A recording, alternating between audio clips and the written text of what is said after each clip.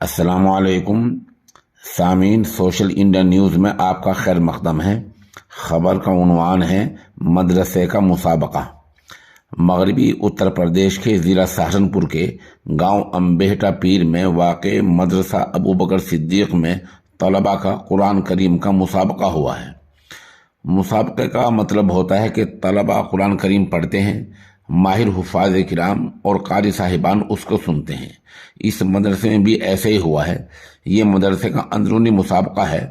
यहाँ खानपुर से कारी मोहम्मद अंसार और टिडोली से कारी मोहम्मद साकिब बतौर हकम शरीक रहे हैं, यानी इन दो कारियों ने बच्चों को सुना है।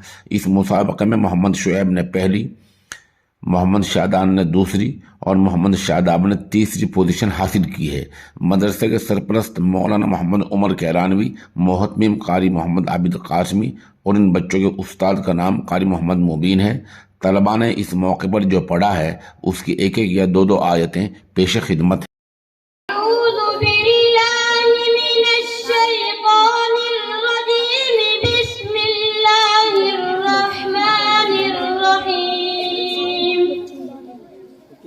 وقالت اليهود ليست النصارى على شيء وقالت النصارى ليست اليهود على شيء وهم يتلون الكتاب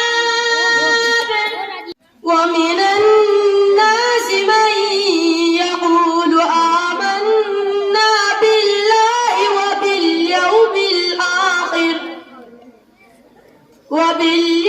الآخر وما هم بمؤمنين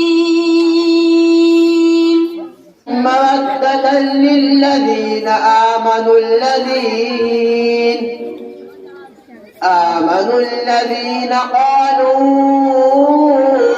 إنا نصارى ذلك بأن منهم قسيسين ورهبانا وأنهم لا يستكبرون. خلق من نطفة خلقه فقدره ثم السبيل يسره النساء والبلدان لا يستطيعون حيلة ولا يهتدون سبيلا. لما أصابهم في